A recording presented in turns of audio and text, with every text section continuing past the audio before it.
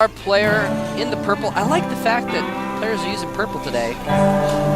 He's spelled his name twice in his tag. Without his plan, he is SC for you. SCSC.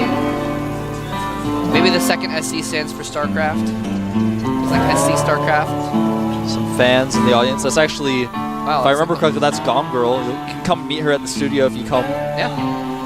And here is, he's down a game. He needs to increase his performance here. GSL Hyperdub. Hyperdub needs to play some Hyper Starcraft if he's going to be able to go to the round of 32 today, because he is down a game to SC, the semifinalist, the taker outer of Lucira, the Star Zerg of last season, other than, of course, the real Superstar Zerg. And he is going gas first. SC going gas first here. Whoa. What is Hyperdub going to do? Barracks first. Well, for a second I was like, oh, he's not building anything. He might go for a command center, but they go for the barracks first. Hyperdub's going to go gas first and then build his barracks so he can get his factory out as soon as possible after the barracks completes. Normally when you go gas first, it means you want your factory as soon as possible. That can mean many things, Moltrap, from Banshees to pre-igniter Hellions to just a faster factory in general. Sometimes it means you want to do this really quick timing attack with a medevac. Could be anything.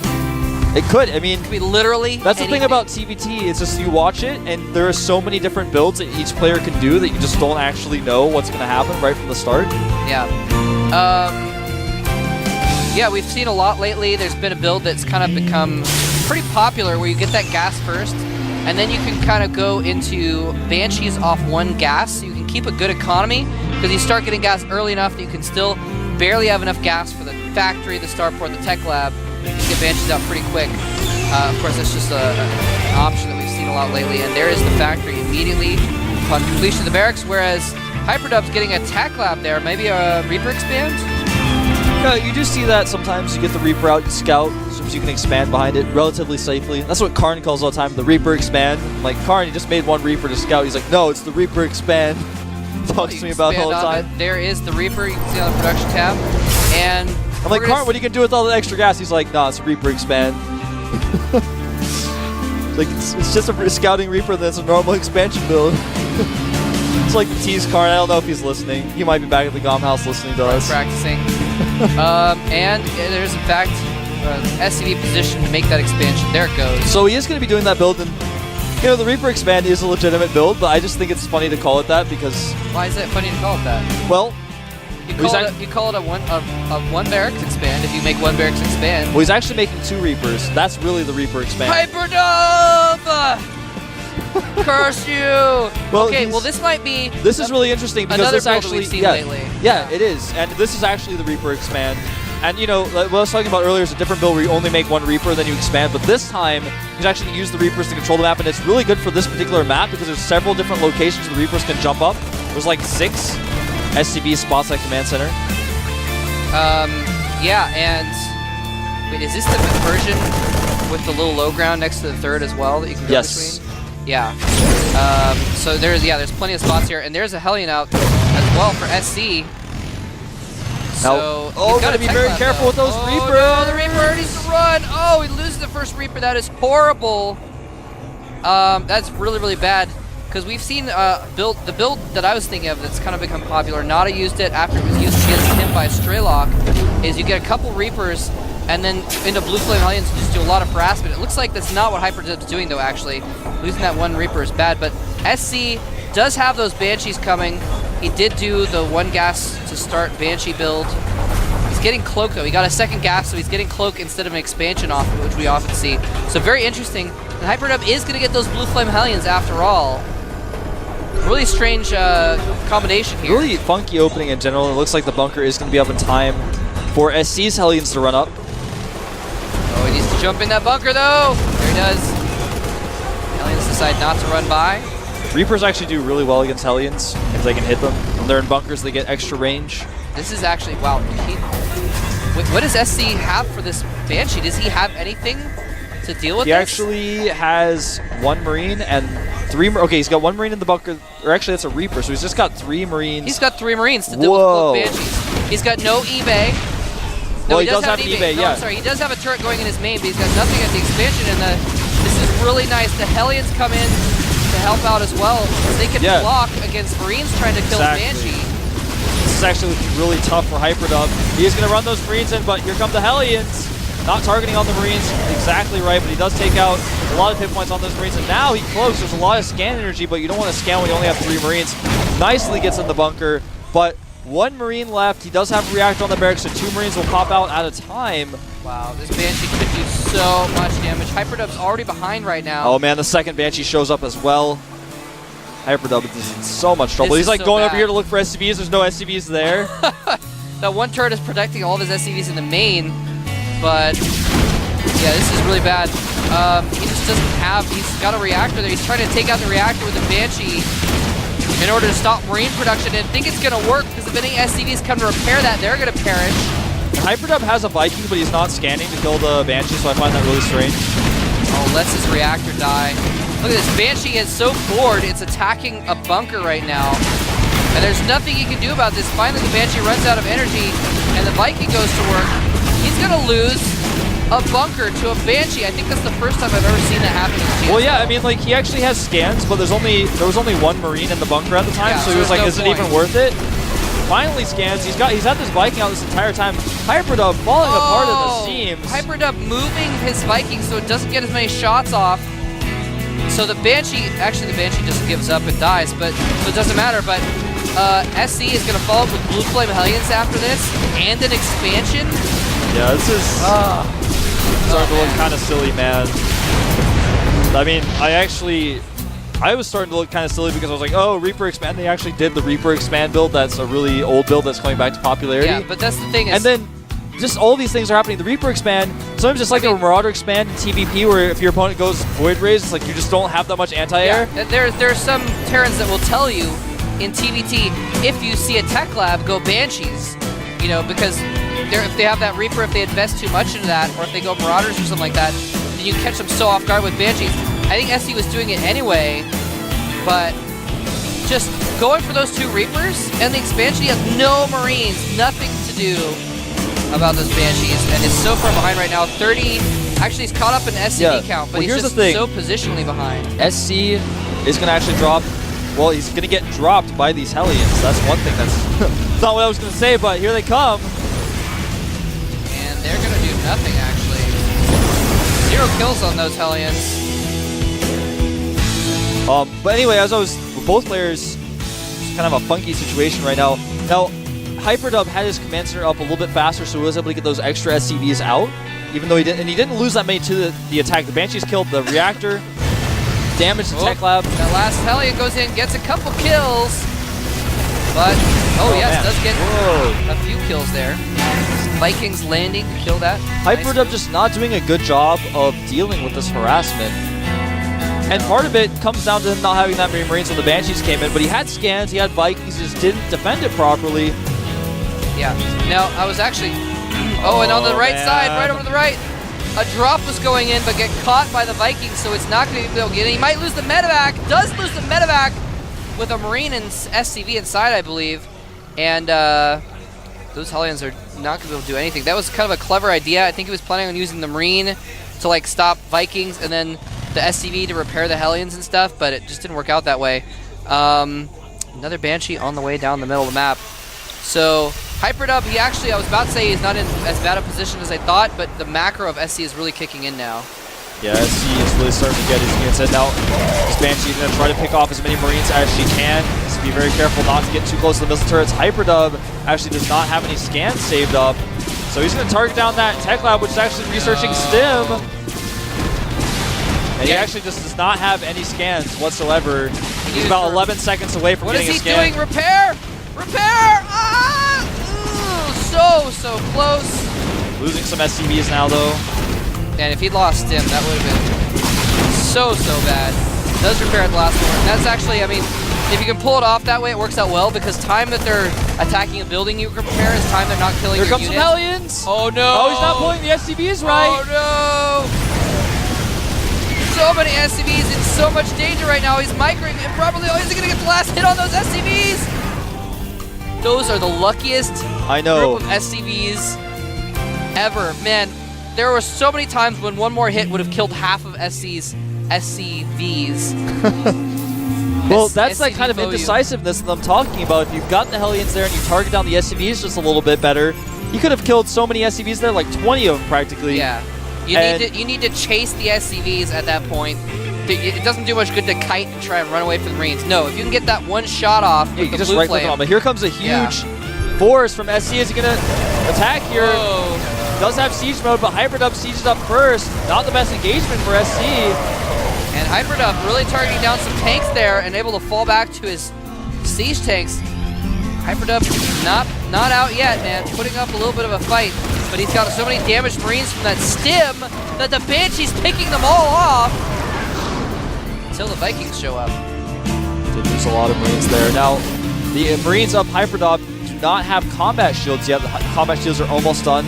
SC does have combat shields. I think he was trying to hit a timing, just didn't siege up first. Hyperdub sieged up and he got a little bit nervous, pulled back, smart choice. But he's about 20 supply ahead right now. His macro has been intense. He's building off of all of his structures at once. I've actually never seen him get supply blocked except at this very moment. I was about to say I've never seen him get supply blocked so far in this game because I always check for that, but he's supply blocked as I say that. So it's pretty funny. Starting his third command center up as well back at home. Hyperdub, man, he's got sensor tower up.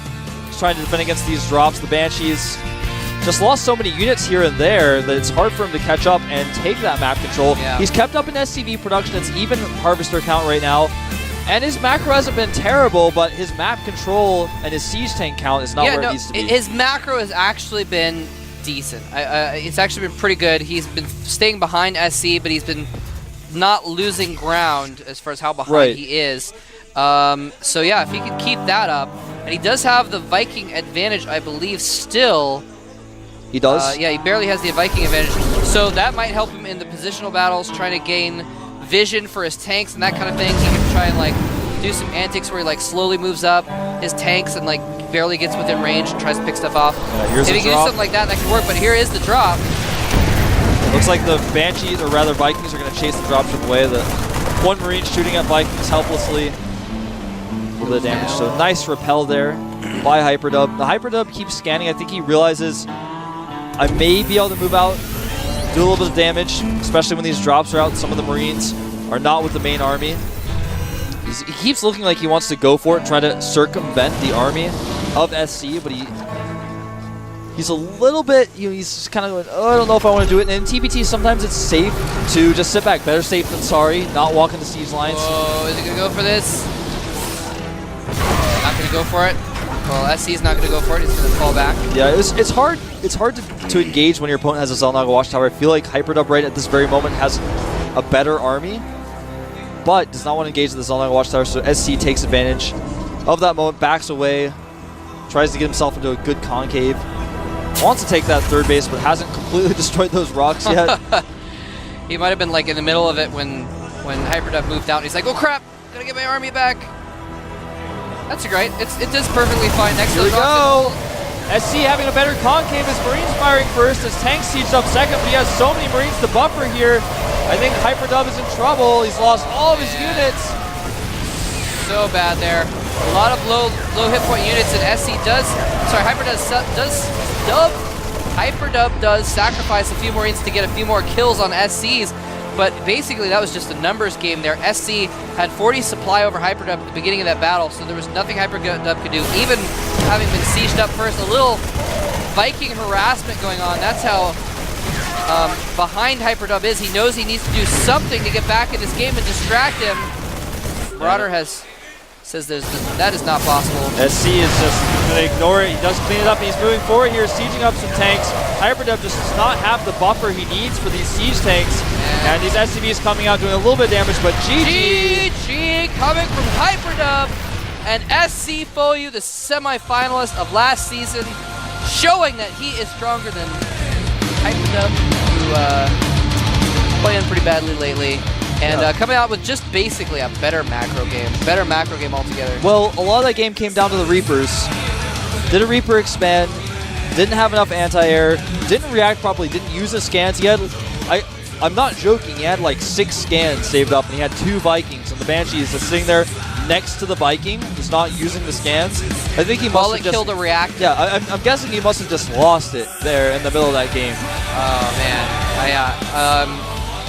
That was, I don't know, man. I don't want to be super critical of Hyperdub, but he could have played a better game in so many different ways. His macro was so good, he was able to kind of almost catch up. He had that second command center up fast, so he was making SCVs off of 2 command centers. Didn't lose that many SCVs. Yeah. He lost his reactor, almost lost one of his tech labs, had to pull some SCVs, lost some SCVs there. Yeah, but he didn't lose that much, and his macro was pretty good. He just engaged poorly a few times, threw away some Hellions. No, I think you're right that he just kind of like saw the Banshees and was like, what do I do? Yeah, he's like, oh, if this happens, then I don't have any Marines when I do this build, and Anyway, so by the way, interesting development here. Wow. I just heard that in my ear, and I was like, what? Noblesse, unfortunately, was stuck in traffic or something like that, and it is not here yet. And they were the last match of the day, so there's no excuses for that. Yeah, so Maka gets a walkover. Maka gets a walkover win. I think that's the first time we've had. I think that's the first time we've had a walkover in the GSL. Well, actually, there have been a few, but have there? Yeah, back a while ago in the open seasons, there were like 3. Okay. I remember all these little things. I don't remember the players. I think Line actually happened to him once. He got a walkover. But anyway, this is a little bit strange. Wow. These things do happen. But Noblesse, I was a little excited to see him play. He showed some really interesting TVT strategies, but these things do happen. He may have some personal problems, or his subway might have had some trouble. But these things happen. There's nothing you can do about them. So really sad to hear that. On a brighter note, I did want to point out though. I was just over off to the side here. If you do come to Seoul, make sure you stop by the GSL Studio for some games. We have them almost every week, almost every day, and it is so cool to come down here. I just was realizing how cool it is to be here. Just glancing off to the side, and Choya is chatting with Marine King.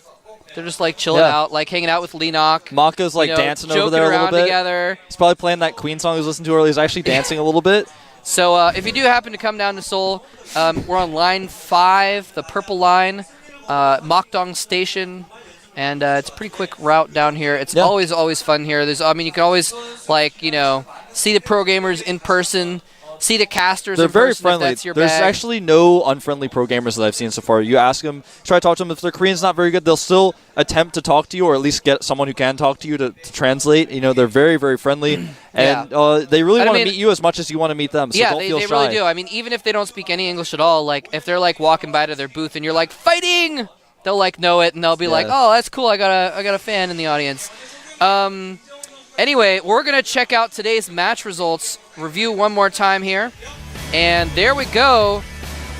OGS top dominating Startail August.